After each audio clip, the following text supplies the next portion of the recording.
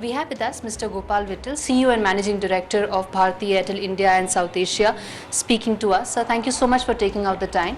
My first question to you is the kind of backlash that has happened on this whole issue of net neutrality.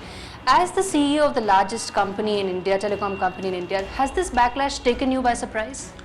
No, I think we've always supported net neutrality. The internet is open, and we believe it should be non-discriminatory. It should be transparent and open, and we completely support net neutrality as a concept. Okay.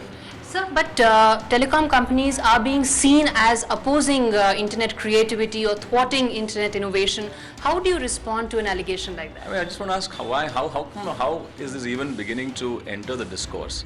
Because the whole genesis of this, if I recall, was really the launch of our product Airtel Zero. Right. Which is a very simple zero-rated product, which toll-free voice has been operating for multiple years.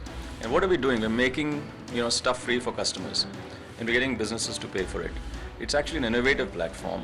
It's been done in many other parts of the world, and it's an industry practice. So the fact is that if it's free for everybody, right, people make their choice. Right. And so we believe that actually this is a great way to get 1 billion customers on the internet. Because that is really what this is about. So it's got to be about equality, not neutrality. Right. You mentioned it started with Airtel Zero. A lot of controversy has happened around that. Do you think there will be some rethink on the product itself? No, I think we stand committed to the product. We are actually quite disappointed by the amount of criticism on this, because it's a very simple product.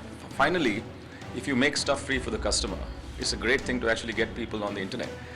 This cannot be a conversation which is being driven by the rich versus the poor. This is trying to bridge the digital divide and get more and more people on the internet. Right. So my last question, if you talk about apps, applications, they use of course they ride on the data network of telecom companies, but the data revenues have also gone up pretty significantly in the last couple of quarters. Do you think that sort of, there is a merit in the argument that apps or the ecosystem for apps needs to be developed? I think, let's face it, 60 to 65% of our incremental growth comes from the growth of the mobile internet. So we love the internet ecosystem. OTT applications and content is the reason why customers are on the internet. And the incredible pace and magnitude of innovation that's happening out there is something that we relish, because that's what drives our business growth. So we wholeheartedly actually work with the internet ecosystem, with device players, with application providers, with software companies, in order to grow this ecosystem. So for us, which is why I started by saying net neutrality is a non-negotiable. It is absolutely important that we allow access to customers without any discrimination or any throttling of any kind, any variation in terms of access.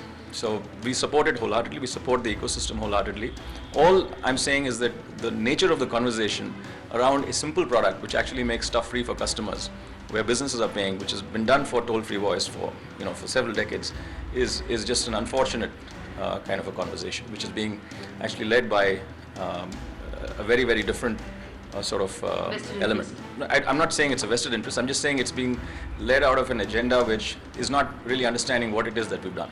My last question to you, sir, is that there are huge costs that the telecom industry has right now, and add to that the recent spectrum acquisition cost. Is there a middle path that can be discovered between the interests of the telecom companies and also, of course, ensuring that internet creativity, internet innovation is not thwarted? So I agree with you. I think that like I said, we support creativity, we support innovation. That's the reason we're in business. Otherwise, we wouldn't be in business. We don't do most of the innovation. It's actually all the internet application providers, the content providers who actually do all the innovation, and we love them because that's what helps grow our business. So that's really what we want to encourage. But is there a middle path that is possible? I don't understand what you mean by middle path. I think there's a process ensuring that both parties or both sides. Of course, I mean that's the way that we've actually grown. That's the reason that data is growing. That's the reason mobile internet is growing. So we love that.